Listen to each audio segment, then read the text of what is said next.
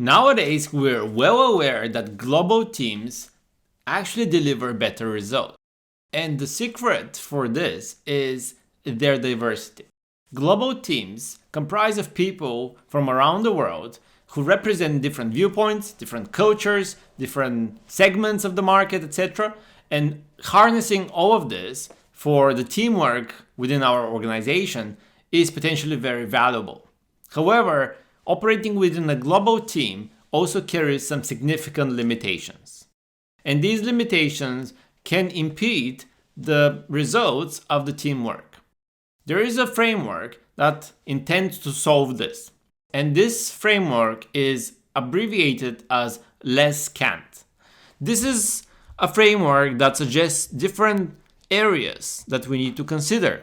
It's the language, the environment, the social organization, the context, the authority, nonverbal communication, and time. So we need to consider all of these in order to better understand the setting in which we operate. So let me briefly highlight some of these top things to consider under each one of those 7 areas or categories, starting with L, which is language. People use different languages and they may have different confidence when it comes to the use of English or any other language. So the first thing we need to consider is whether our sentences, whether our words are widely understood by other team members. A best rule of thumb here is to actually start by using very clear sentences, preferably short sentences. We need to be aware that different words may have different meanings, which can be regarded in different ways. So we need to be explicit about what we actually mean, what is meant, and we need to be aware that not everybody within our team would have the same level of fluency when it comes to the language we adopt. And this can actually cause some mistakes. So this is not necessarily a confidence issue.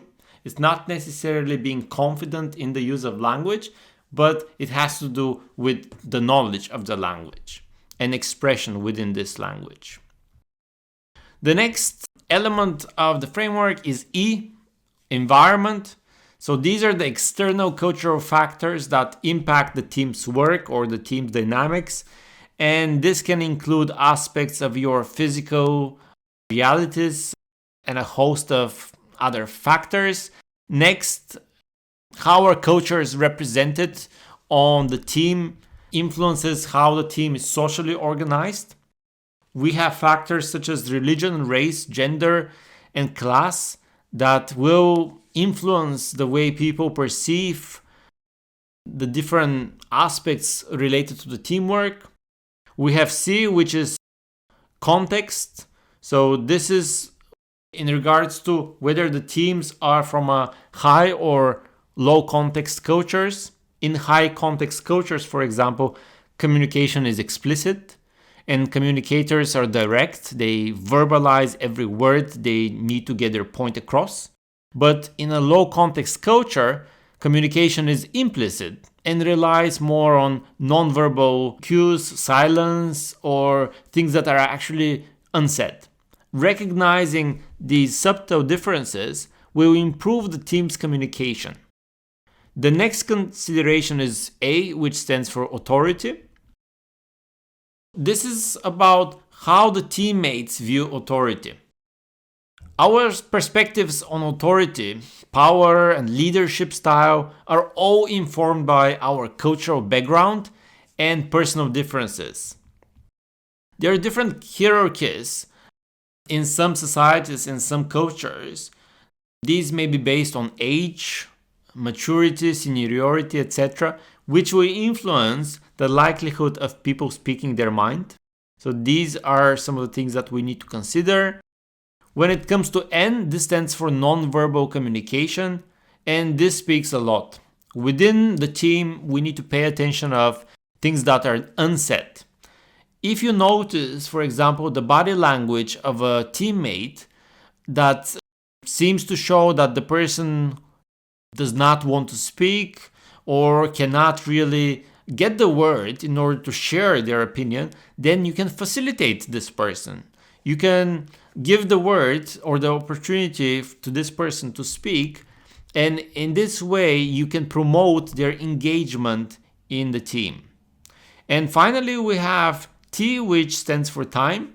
So here I would argue it's perhaps our most valuable resource. So how individuals perceive time and their schedules varies across cultures. So some teammates may see time as more fluid or flexible, and others may follow a more strict and exact timeline, and they may be very much precise when it comes to the timing of the meetings, when it comes to following the agendas, etc. So the LESCANT models gives us those different dimensions to consider when operating a global team. And it's actually good to try to educate members of the team that our perspectives may vary dependent on our country of origin, on our culture, etc. Making team members aware of the LESCANT model would be used as a powerful tool to make them aware of differences between expression styles, differences in terms of how people tackle a certain task, etc., and ultimately would make team members more receptive of differences that may exist. And while we are receptive of these differences, then we can better nurture the benefits or the value that diversity within the team can actually bring. So it's a powerful model, and I hope you consider it when you're operating within a global team. The chances are that you have already operated in one or you will in the future. I hope you enjoyed this short video, and let's catch up in the next one.